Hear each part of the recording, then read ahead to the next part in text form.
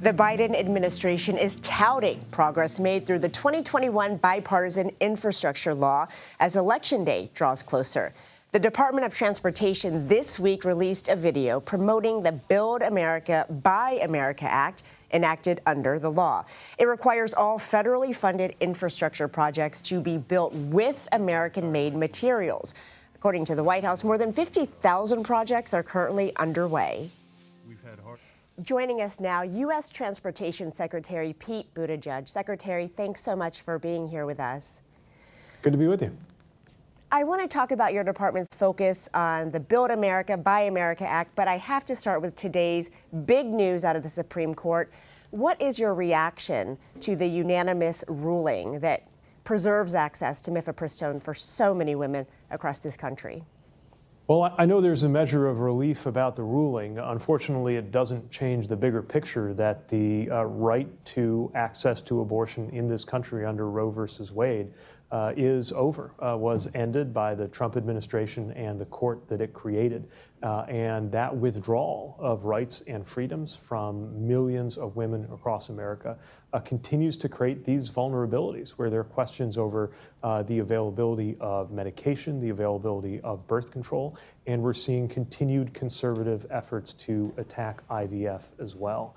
We're really living in a new era, and it's one of the reasons our administration is committed to making sure that women's health care, women's rights, and women's access to abortion continues to have as much support as possible under the law.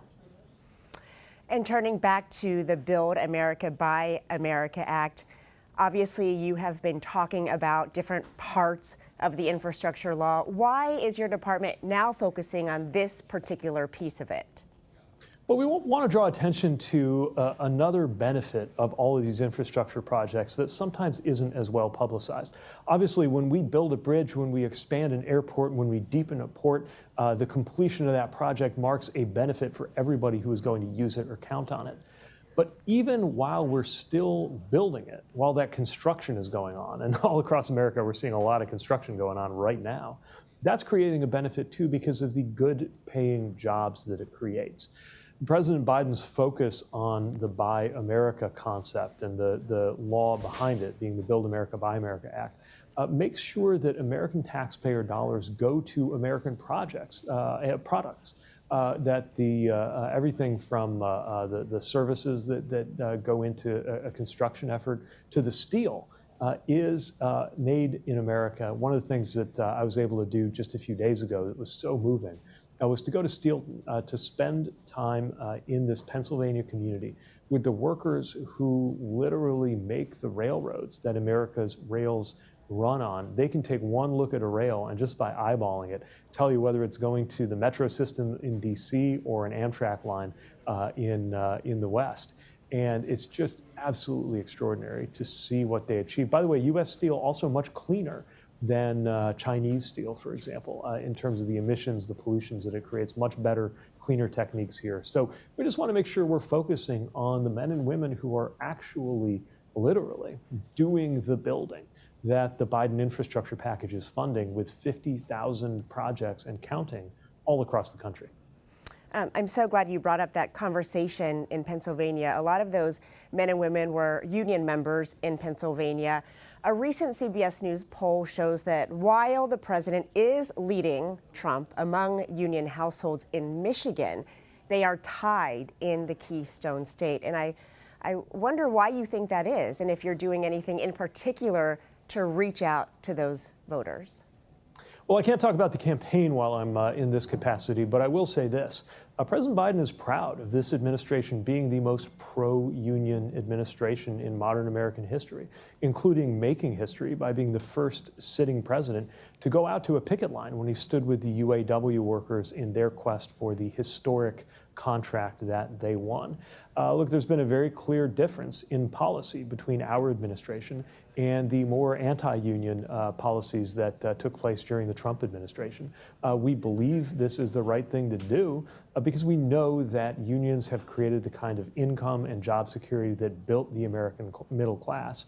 And we're going to keep doubling down on that in all of the work that we're doing across the country, especially when it comes to things that I have the privilege of working on, like the construction of bridges and and airports and railroads and everything else that we're funding through this historic infrastructure package. And before I let you go, Secretary, today the chair of the House Administration Committee, Brian Steele, he sent subpoenas to 15 members of the Biden cabinet, including you, related to the executive order on promoting access to voting, which of course was from 2021. And he wrote in this letter that he's concerned and that Congress's delegation of authority to the Department of Transportation does not include using funds and resources to provide Americans with voter registration materials. Your response, Secretary? Heard about this, saw the media coverage of this, and we'll review it, try to get an understanding of what it is they're talking about. And look, we always engage with Congress whenever they reach out with an oversight question or concern. I'm sure that process will play out here as well, and we're happy to answer any legitimate questions or concerns about the work that we're doing in the Department of Transportation and across the administration. Just quickly, has your department used any funds and resources to provide Americans with? We still need to review this material that's come in and get a sense of what the concern might be. But we're happy to answer any legitimate concern, and we'll look into it. So you do intend to comply with the subpoena? Again, we just got it, so Okay. we'll figure out exactly what they're asking, and we'll respond appropriately. Understood. Secretary Pete Buttigieg, thank you so much for your time.